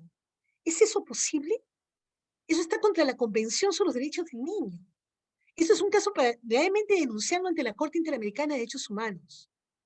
Y ahora ante la Convención, porque ahora es posible denunciar casos, plantear quejas de los estados ante el Comité de Derechos del Niño de las Naciones Unidas. Voy avanzando, porque ya me quedan más que 15 minutos. El tema de protección familiar es un tema precioso, pues muy bonito, muy importante, muy fundamental. O sea, es un tema que debemos que conocerlos. O sea, yo en realidad lo felicito por estar esta mañana dedicando parte de su tiempo a conocer algo de esto. Con respecto al tema del Tribunal Constitucional, bueno, ¿cómo se vincula el derecho a la identidad? Acá tienen todas las diapositivas, las pueden revisar. Con mucho cariño se las dejo para que obviamente las tengan. Acá tenemos nosotros el tema de esta sentencia que comentaba con su compañero. ¿Cómo el Tribunal Constitucional relaciona el tema de identidad? El tema de identidad en niños tiene dos componentes fundamentales y están dichos en la propia Convención sobre los Derechos del Niño. Tienen derecho, en la medida de lo posible, a conocer a sus padres y tienen derecho a las relaciones familiares. Importante. Entonces, la verdad biológica, prueba de ADN, es un componente sustancial de la identidad de los niños, como que también lo es, al mismo grado de importancia, las relaciones familiares, con quien este niño ha vivido, ha crecido, ha compartido. Eso es fundamental. Y esto el Tribunal Constitucional lo está destacando. En esta sentencia que ponía acá el 2014, ha puesto como una transgresión al derecho a la identidad en este caso de esta niña, el haberla llevado a un albergue del Estado, apartándola de su relación con su abuela, quitándole las relaciones familiares. Entonces el Tribunal Constitucional ha resaltado las relaciones familiares como un componente del derecho a la identidad en los niños. Ese es un tema bien, bien importante, ¿no? Les dejo ahí justamente, quería comentar con ustedes, pero el tiempo no nos da justamente todo lo dicho en esta sentencia. Y vamos cerrando el tema de la presunción pateriz. La presunción pateriz refiere a que el hijo de mujer casada se presume del marido, ¿no es cierto? La conocemos, esta presunción hartamente discutida, conocida, ¿no? Pues el artículo 362 en principio del Código Civil. ¿Cómo se ha cambiado? ¿Cómo ha cambiado esta presunción? La presunción pateriz continúa, ojo, continúa, está vigente. La presunción pateriz, pues, está vigente en el sentido de que puede dar la situación de un hijo nacido durante el matrimonio o dentro de los 300 días calendarios siguientes a la disolución, que tiene por padre al marido. O sea, ahí tiene toda su vigencia. Pero ¿cuándo es que esta cae? Cuando la madre declara que este hijo no es de su marido. ¿De acuerdo? O sea, queda en la madre hacer esta declaración. Y bueno, por lo tanto se ha modificado también entonces el artículo 362 del Código Civil. El hijo o hija se presume matrimonial, presunción, salvo que la madre declare expresamente que no es del marido. El hijo o hija de mujer casada puede ser reconocido por su progenitor cuando la madre haya declarado expresamente que no es de su marido. Mire, esa en realidad a los autores del Código Civil de 1984 tiene que haberlos hecho saltar en sus tumbas, ¿ah? Porque de verdad les digo que esto era impensable a tal punto que el artículo 362 del Código Civil decía que la presunción pateriz regía aunque la mujer declarara que el hijo no era de su marido o fuera condenada adúltera cuando el adulterio era un delito, ¿no? Entonces, ahora, lo importante es esto, ¿no? Hijo puede ser reconocido por su progenitor cuando la madre haya declarado expresamente que no es de su marido. Este reconocimiento se puede realizar durante la inscripción. En otras palabras, la mujer declara al momento de inscribir y reconocer que este niño no es de su marido y está al costado el padre biológico. Este de manera inmediata, conjuntamente con la madre, podrían hacer un reconocimiento entonces de un hijo extramatrimonial de mujer casada. O sea, un hijo extramatrimonial de mujer casada. Eso se puede hacer hoy en día. Puede existir un hijo así. Y esto da lugar, pues, obviamente, que fue la prueba más evidente de adulterio, para comenzar, ¿no? Como lo es en el caso de los varones que inscriben a hijos, ¿no? Estando casados, reconocen a hijos también. Es una prueba más fehaciente de adulterio, ¿no? Ahora, ¿qué pasa? La madre puede declarar que no es de su marido y sencillamente no está presente el padre biológico. Entonces, ¿qué significa? Que nadie aparece como padre, ¿no? Y la madre puede, pero sí puede, o puede consignar el nombre de supuesto padre, sí lo puede hacer. Puede consignar, puede no aparecer alguien como padre, puede ya repetir sus apellidos ahí, o puede sencillamente declarar quién es el padre para que se consigne la partida de nacimiento, el nombre de supuesto padre, y este nombre de supuesto padre afecta también los apellidos del niño. No aparece pues como hijo del marido de la madre, sino como hijo de, de esta relación extramatrimonial de la madre.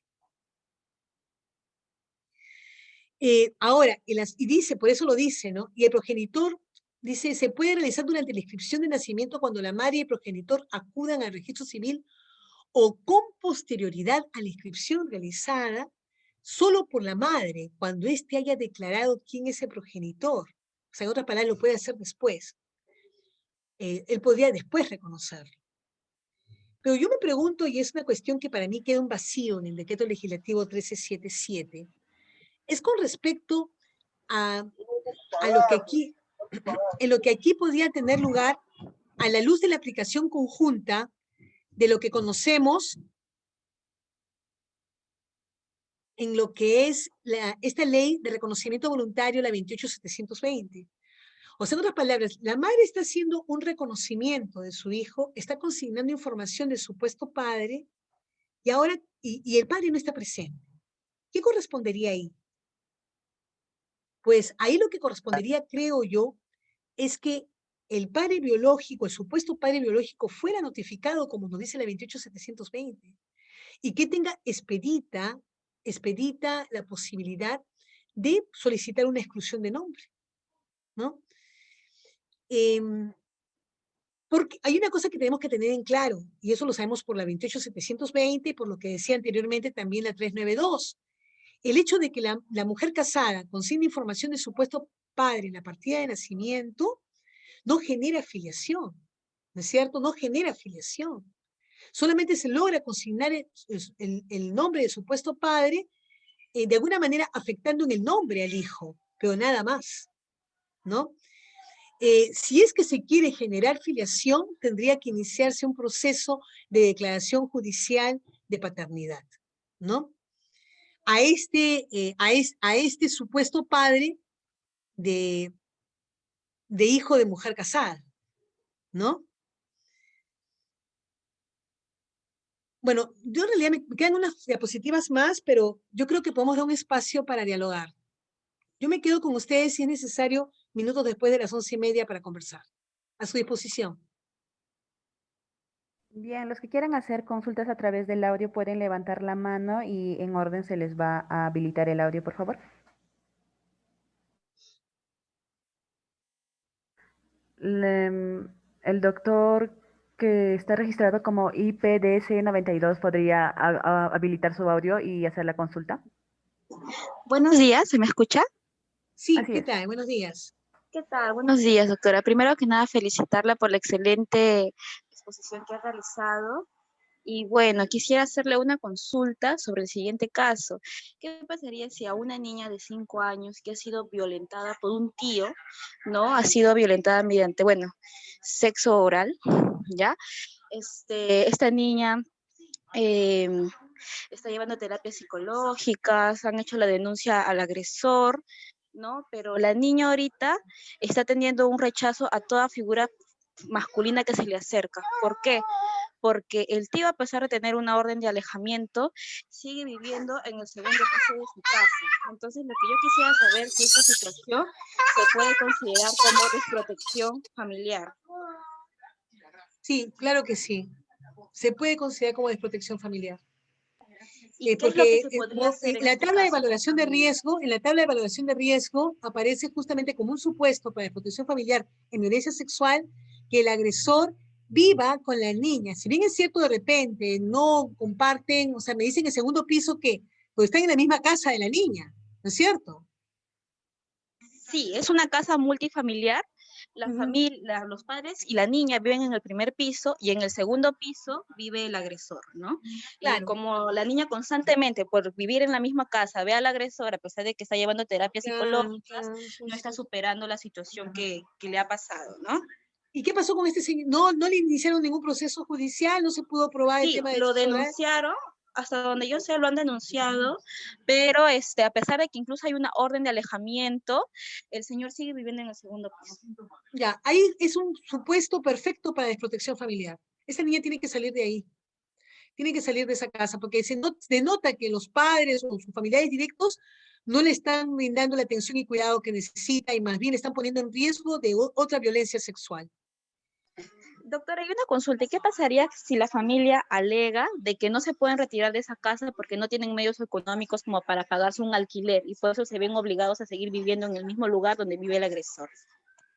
En realidad, ahí lo que tendrían que demostrar más ellos es todas las acciones legales que han realizado para que se haga efectiva la medida de protección, para que este sujeto no viva ahí. Eso es lo que tendrían que demostrar. Y en caso que efectivamente lo hayan hecho, entonces tendríamos que ir contra las autoridades para que estas autoridades cumplan, hagan un seguimiento de esta medida de protección a la policía. Según la 30364, la instancia encargada de dar seguimiento a las medidas de protección es la policía. Ellos han ido a la policía, han denunciado este caso, se han quedado tranquilos con que él viva ahí. Entonces hay que ver las medidas que ellos han tomado para que se hagan efectivas las medidas de protección. Entiendo, doctora. Muchísimas gracias por la información. Gracias también. Bien, puede continuar la doctora Rubí Wendy Payalich para hacer su pregunta. Adelante, por favor, buenos días. Buenos días, doctora. Una consulta. Entonces, de acuerdo a su exposición, si un niño es declarado en estado de desprotección provisional y lo que se entiende es que ahí se le puede retirar de su familia de origen vía administrativa, o sea, por la UP. Pregunto esto porque no me queda claro en qué parte se suspende la patria potestad. Según la ley y de manera errónea, por la UP. Cuando la UP retira al niño del hogar, está suspendiendo la patria potestad, ¿no? Cuando sabemos nosotros que eso le corresponde a una instancia judicial, no a una instancia administrativa, el afectar la patria potestad. Correcto. ¿Podría entonces continuar el doctor Joe Curi Tapahuasco? Adelante, doctor, buenos días. Doctora, muy buenos días. Una consulta. Ahí, con relación a la UPE, menores, hay un caso donde un menor incurre constantemente en desprotección familiar, pues se le ubica en diversos medios públicos pernoctando y el serenazgo lo recoge, ¿no? Entonces este menor tiene 12 años. Ya en reiteradas veces, entonces la UPE lo que hace es pues recepcionarlo, hacer la investigación administrativa y reinsertarlo hacia su progenitor, a quien ya perdió control de este menor.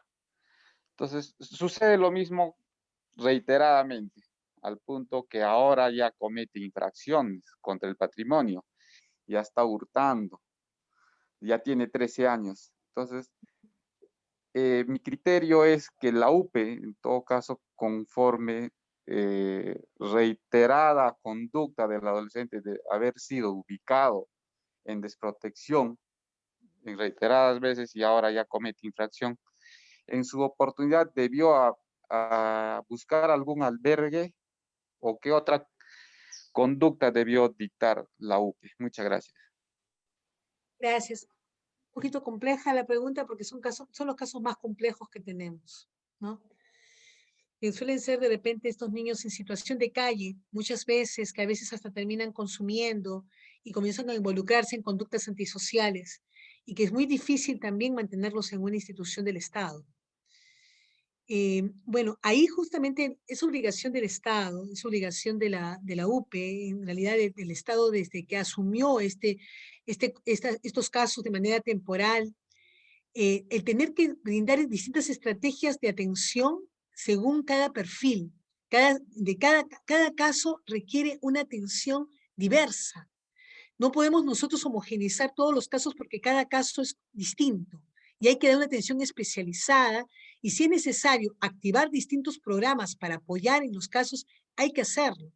Lamentablemente, por lo que me comenta, acá ha habido una desatención de la UPE en términos de brindar una intervención profesional y especializada. ¿Ya? Porque hay que conocer cuáles son los factores de riesgo y hay que ver cómo intervenir en estos factores de riesgo para revertirlos y que no nos encontremos con una situación que, como usted me plantea, va de mal en peor y ya el niño comienza a desencadenar conductas antisociales. Lo que hace más que demostrar lo que conversamos hace un momento, o sea, qué importante es que el Estado, a través de la UPE, intervenga también en estos casos de conductas antisociales, en donde se suma desprotección familiar, porque la desprotección familiar puede, no necesariamente, o sea, no es una regla, puede la desprotección familiar ser un factor de riesgo, es más, un factor desencadenante de conductas antisociales en temprana edad. Doctor Román, continúe por favor con su pregunta. Listo, va a estar. ¿Qué tal? Buenos días. Doctora, muy buenos días. Bueno, ante todo, agradecerle por su brillante exposición, doctora, porque todos los días casi nosotros no vemos este tipo de eventos académicos, temas de menores de edad, y es algo extraordinario que se esté llevándose, y por ende, doctora, nos es muy importante tocar estos temas. El tema abordado por su persona, doctora, sí, realmente es muy importante porque quien le habla, doctora, realmente a veces nosotros estamos en el día a día en casos de menores de edad, trabajo en la Fiscalía de Familia, y realmente nosotros hemos visto muchas atingencias, temas de riesgo y de protección familiar. En algunos casos incluso la Fiscalía de Familia ha intervenido en temas de riesgo, hasta temas de desprotección, y dando a conocer a la Fiscalía de Familia, toda vez que en la ciudad donde laboramos no existe una unidad de protección especial al adolescente menor. Entonces, es más, la DEMUNA tampoco se encontraba hasta ese momento acreditada. Entonces, hemos hecho lazos con la DEMUNA de la municipalidad, pese a que no estaba acreditada, pero hay un decreto legislativo, un decreto supremo que en 2019 ha establecido, donde establece pues, que las DEMUNAS sí podrían prestar asistencia a las DEMUNAS no acreditadas en sus posibilidades que ellos estén. Ese decreto supremo es el 05-2019, si mal no me acuerdo, doctora, pero establecía el trabajo de las DEMUNAS. Entonces, mi pregunta es, doctora, ¿hasta qué parte las fiscalías de familia pueden participar en los temas de riesgo de desprotección y desprotección familiar? Porque en el distrito judicial o fiscal que venimos laborando, generalmente siempre llaman a la fiscalía de familia. Hay un niño que está abandonado, solito en la casa, durmiendo a altas horas de la noche, serenazgo, nos pone conocimiento, fiscalía de familia. Hay un niño que está vendiendo chocotejas en la plaza de armas a las 8 de la noche, fiscalía de familia. La gran parte es fiscalía de familia. Entonces, ¿cómo entran a tallar la de Mona y las otras entidades si, digamos, en otros lugares no se toma en cuenta la fiscalía de familia? Porque hace rato usted nos comentó de que deberían de trabajar la Defensoría del Pueblo. Ese es otro tema también. Entonces, ¿de qué manera, en todo caso, la Fiscalía de Familia hace partícipe, de acuerdo a este decreto legislativo 1227, en estos temas de riesgo y de desprotección familiar? Gracias, doctora. Gracias, interesante. Bueno, hace un momento también nos detuvimos en ese tema que no es más que un reflejo de la debilidad de nuestro sistema de atención a los niños, ¿no? No es más que un reflejo de la falta de voluntad política que tenemos todavía a nivel de las distintas entidades de gobierno, niveles de gobierno, para atender los derechos de los niños, y todo cae en la fiscalía, ¿no? Y eso no ayuda tampoco a un trabajo articulado, especializado, diferenciado, porque finalmente todos los casos terminan siendo valorados e intervenidos de manera distinta, y a veces con las dificultades de activar los programas sociales, pues la activación de los programas sociales no es parte de las funciones de la Fiscalía, y entendemos que un niño en situación de riesgo necesita de la activación de programas sociales para revertir los factores de riesgo y potenciar los protectores. En base a eso, o sea, yo creo que la función de la Fiscalía, usted me decía que justamente habían coordinado, es que realmente la coordinación, el trabajo en red articulado, acá termina siendo medular. O sea, desde el espacio que tengamos, tratemos de articular, de formar sistemas, aunque sea todavía reducidos, con algunas instituciones aliadas, para saber dónde se puede, a quién se puede recurrir ante distintos supuestos con características diversas para atender de manera especializada a los niños. La Fiscalía tendría que poner en todo caso en conocimiento del juzgado la situación de contravenciones. Recordemos la figura de contravenciones en el Código de Niños y Adolescentes. Cuando una autoridad omite hacer cumplimiento de sus funciones, puede ser justamente esta denunciada por contravenciones. El juzgado de familia tiene que atender estos casos en donde instancias que le corresponden por ley atender los casos de niños en situación de riesgo no lo están haciendo. La Defensoría del Pueblo es un aliado cuando no cumplen también las instituciones del Estado con sus funciones. Y esto tiene que conocerlo, porque la Defensoría del Pueblo interviene exigiendo que se cumpla la ley en lo que refiere al cumplimiento de funciones de las instancias que según ley tienen que implementar programas, ¿no? Atenciones especializadas a los niños en situación de riesgo. Puede haber muy buena voluntad con respecto a atender estos casos por parte de la Fiscalía, pero lamentablemente los casos son tan complejos, como usted lo sabe muy bien, doctor, los casos son tan complejos y tan desbordantes que no podemos dejar en manos de la Fiscalía estos casos, sino tenemos que dejarlo en manos de un ente articulador de programas sociales. Ahí va justamente mi observación y espero que este comentario le haya servido de algo. ¿Alguna otra intervención? Sí, doctora, acá a través del chat preguntan, ¿no? Dice, la ley 3036-4 y sus modificatorias, así como el decreto legislativo 1297 respecto del niño que vive en un hogar o tiene una familia donde entre ellos se gritan, se insultan, se agreden físicamente entre padres, pero este niño no es tocado físicamente, este niño es espectador de este estilo de vida. ¿Quién lo protege? ¿La ley en cuestión es suficiente para proteger su proyecto de vida de este niño que es formado en ese hogar? Depende del tipo de agresiones que esté viendo el niño. Si son agresiones, en realidad, pues, vamos a ver, o sea, está en una dinámica donde de repente lo que siempre hay son conflictos de pareja, no discusiones, ¿no es cierto? Pero esas discusiones también no van más allá, sino que ya quedan a ese nivel de unas continuas discusiones que vivencia el niño. Esa es una situación de riesgo para el niño. El niño está siendo víctima víctima también de violencia, porque por más que sea un tema de pareja, es un nivel de violencia que existe entre ellos y que está afectando al niño. Pero si, por ejemplo, ya los padres se van a los golpes, ya los padres tienen una violencia mucho más expresa a nivel físico, ¿no? Entonces ya estamos frente a un supuesto para pensar en violencia psicológica. Y ahí podríamos estar pensando, pues, en la 30.364, ¿no? En el primer caso, en el cual el niño, pues, vivencia discusiones de sus padres, continuamente en situación de riesgo, pero en el caso de un niño que ya violencia, agresiones físicas, donde el niño sufre, pensando que su madre va en cualquier momento quedar ahí nomás, no en un feminicidio o lo que fuera, pues el niño ahí ya está siendo una víctima, se dice indirecta, pero yo defiendo que es una víctima directa también de la agresión física que está sufriendo su madre, porque está vivenciando psicológicamente lo que es esa agresión. Y ahí corresponderá a la 30.364. Bien, la doctora Mónica Bautista pregunta, respecto a un caso de problemas de conducta de un adolescente de 15 años de edad que condujo a un embarazo precoz cuyo padre es una persona adulta, es decir, en este caso la ley lo estipula como un hecho de violación sexual o no porque el adolescente en todo momento refiere que la relación fue consentida. Sumado a ello, ambos padres tienen actitudes negligentes y son incompetentes para asumir su rol. En este caso, ¿se puede calificar este hecho como desprotección familiar? ¿Y a qué instancia se acude cuando no existe una UP en dicho lugar? A ver, si entendí bien, ayúdame tú con esto. El autor de la agresión era el padre. El autor... Bien, en todo caso le vuelvo a repetir la pregunta. Ya, sí, lo entendí así. Respecto a un caso de problemas de conducta de una adolescente de 15 años de edad que condujo a un embarazo precoz cuyo padre es una persona adulta, es decir, en este caso la ley lo estipula como un hecho de violación sexual o no porque el adolescente en todo momento refiere que la relación fue consentida.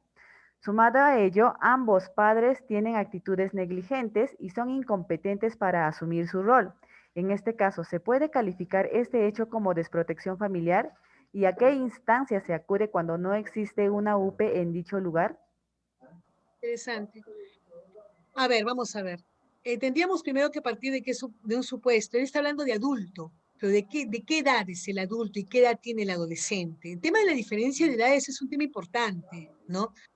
Eh, porque puede efectivamente haber sido su enamorado, un enamorado con el cual ha tenido relaciones sexuales y finalmente pues ha quedado ahí embarazada, ¿no? Son cuestiones que hay, ahora claro, ella tiene que tener, para que pueda dar su consentimiento, tiene que tener más de 14 años, ¿no? Habría que indagar un poco más el caso. Si puede dar una precisión mayor, podemos volver a conversar sobre esto. Bien. ¿Qué más? El doctor Román César Lipa Chambi pregunta, cuando un adolescente de 15 años no desea estar con sus padres, se escapa de su domicilio en reiteradas oportunidades, los padres ya están cansados de denunciar la desaparición de su hija y vienen a la comisaría indicando que no pueden controlar a su hija. Fiscalía y policía ubican redes familiares y solo cuenta con un tío paterno y este no desea tener a su sobrina porque se sabe de su comportamiento. Se agotó de redes familiares. Pregunto, por ese mal comportamiento del adolescente, ¿sería necesario iniciar un proceso de desprotección familiar y disponer el albergamiento de la menor en un hogar de menos o existe otra salida? Lo que yo me temo es que la llevemos a un albergue y se escape también del albergue, así como se escapaba de la casa, ¿no? Pues tiene 15 años, ya no es una chiquita, ¿no?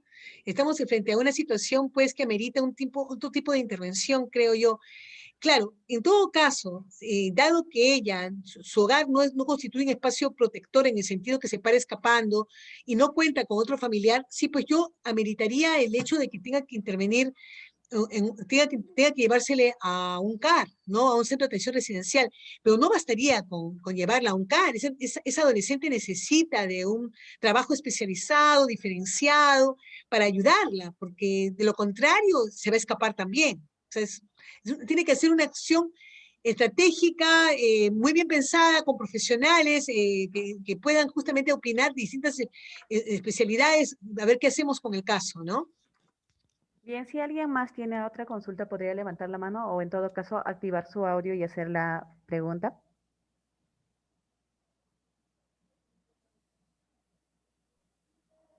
Hola. ¿Qué tal? ¿Cómo Hola. está? Buenos Sí. días. Doctora, gracias por la respuesta. De antemano, quisiera saber e incidir, porque yo pregunté anteriormente, respecto de la presencia del niño en un hogar donde los papás se agreden físicamente y psicológicamente. Esta situación es continua y es un diario vivir.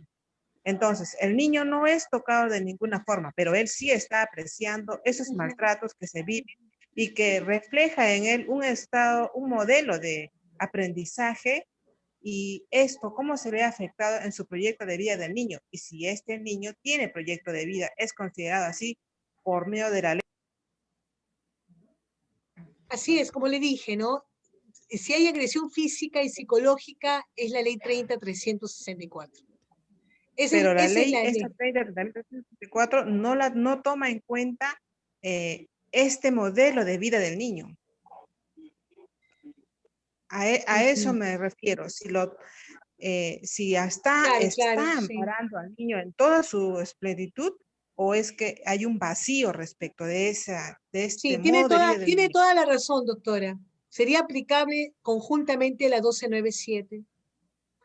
Tiene toda la razón. 12.9. Sí, sería justamente la de protección familiar. Yo creo que sí, o sea, dada esta situación que usted me plantea, porque las medidas, aunque la ley indica la 30.364, recordemos que las medidas de protección no son taxativas. Es decir, queda cuidado finalmente el juez puede determinar otra medida de protección además de las enunciadas. Eso queda creatividad del juez, finalmente, para brindar protección a la víctima. Si es un supuesto, o sea, si hay violencia psicológica, o sea, es innegable que hay violencia psicológica. Los padres ambos están siendo autores de la violencia psicológica en agravio del niño. Y por lo tanto, o sea, habría que ver en realidad mediante una evaluación, de repente poder tentar una desprotección familiar provisional en donde temporalmente se le retire al niño para que no padezca esto, y a los padres, y se trabaje con los padres. O sea, hay que trabajar con los padres para que estos cambien su conducta, para que ellos entiendan que si continúan en esa situación, el niño puede ser declarado de protección familiar permanente. Eso es una cuestión para mí que sería lo básico, o sea, lo sustancial ahí, ¿no? Pero puede haber otro criterio, puede el juez adoptar otras medidas. En lo posible siempre se busca que el niño no se retire del hogar, pero si es que esto es continuo todos los días y si hay un nivel de afectación tal en el niño que amerite ese tipo de intervención, es una cosa que los tiene que arrojar el examen psicológico y todas las visitas sociales que puedan tener lugar. Bien, la siguiente pregunta sería a través Un del chat. segundito, se me está acabando la batería, permíteme un segundito. Está bien.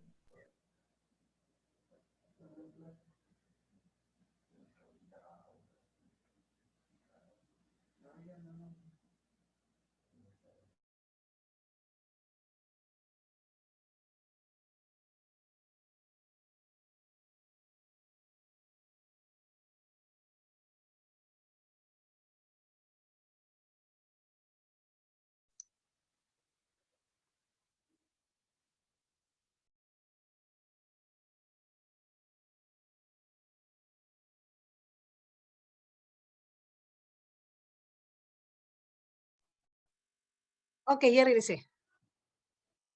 Doctora, como le decía, aquí hay unas preguntas más. La doctora Gardenia Savil consulta, ¿no? Entonces, las resoluciones de la UP que entregan la tutela a sus hijos o a uno de los padres, ¿debemos judicializarlo para convalidar esta resolución? Las resoluciones de la UPE que entregan al niño justamente a un albergue, ¿no es cierto? Que los retiran de su hogar. Hay que judicializarlos. Lo que pasa es que la ley plantea ese procedimiento, o sea, plantea el procedimiento que hay una primera intervención de la UPE para además una cuestión de investigación y para tomar medidas de protección inmediatas, las cuales son ratificadas por el juzgado. El juez las ratifica. Lo que ha hecho la UPE lo ratifica. O sea, todo lo que es de protección familiar provisional tiene la intervención de dos entidades, una administrativa y una judicial. Bien, la siguiente pregunta sería a cargo de la doctora Patricia Garma. ¿Cuál es el procedimiento legal de adolescentes que ejercen violencia física y psicológica con sus padres? ¿Qué hacer? Ay, qué interesante. Ay, es un tema tan invisibilizado todavía, ¿no? Bueno, sí, ¿qué hacer? Bueno, es que si ejercen violencia contra sus padres, pues pueden ser denunciados ante el juzgado de familia porque están estos cometiendo un delito, ¿de acuerdo? O sea, están cometiendo un delito. Y eso es una cuestión, o sea, primero hay que justamente hacerlo conocer seguir todas las pautas de la 30364. La pauta de la 364, pues, nos derivan en qué? En primero, tiene que conocer el juzgado de familia. O sea, denunciar el caso de violencia familiar ante el juzgado de familia. El juzgado de familia tiene que dictar las medidas de protección. El juzgado de familia deriva este caso, ¿a dónde? Al juzgado de familia con competencia penal. Lo que pasa es que, tal como está estructurada la ley, o como está planteada la ley, pareciera ser que un adolescente no puede ser autor de violencia familiar, pero un adolescente puede ser autor de violencia familiar y le sería aplicable la 30364 también a él. Bien, entonces una última pregunta, si alguien desea hacer la última pregunta para poder culminar, por favor. Doctora, yo desearía hacer una pregunta. Mi pregunta es respecto a las familias acogedoras. Ya anteriormente le había preguntado si es que ellos tendrían algún tipo de tutela y usted me dijo que no, la familia acogedora por tercero. Entonces mi pregunta es si es que, o sea, en su opinión, deberían de tener, o sea, debería de darles el juez la tutela o qué sería mejor para ellos para que no hubiese ningún, bueno, pues no hubiese nada, o sea, que pudiesen tomar las decisiones por los niños óptimamente sin tener que depender de un juez, ¿me entiende? Muy bien, claro. En realidad yo considero que sí, o sea, cuando se determina el acogimiento familiar, tendría que también el juez, porque es finalmente el juez el que ratifica la medida de protección adoptada por la UPE, ¿no? En desprotección familiar provisional, o de repente en desprotección familiar permanente también, porque puede haber un acogimiento familiar permanente, porque puede ser que la familia que acoge no tiene intención de adoptar. Pues ahí el juez determina no solamente el acogimiento familiar, sino también establece una tutela, como para que se dé lo que muy bien has planteado, doctora, en el sentido de que tenga toda la representación legal esta familia acogedora. Si, por ejemplo, sale enfermo el niño, si contrae una enfermedad y hay que operarlo, si es que no tiene representación legal, entonces, ¿cómo va a dar la autorización? Necesita ser el representante legal, ¿de acuerdo? Y eso solamente lo da la tutela, no lo da el acogimiento familiar. Muchas gracias, doctora. Gracias.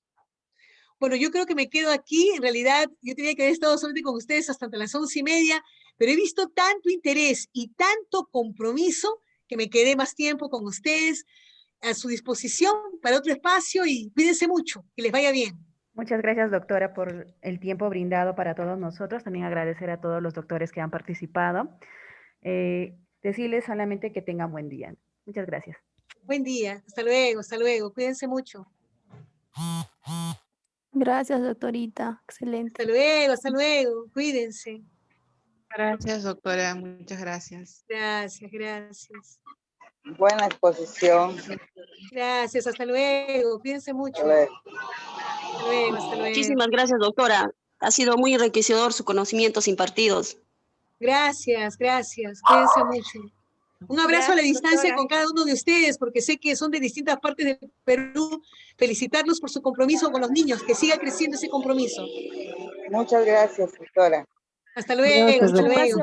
Muchas gracias, doctora. Excelente ponencia. Gracias a ustedes. Doctora, quería por favor que me escriba el chat y me pueda pasar y facilitar los PPTs con los cuales expuse el día de hoy para poder compartirlos. Voy a escribir, mándame un correo electrónico, te contesto y te mando las diapositivas, ¿ya?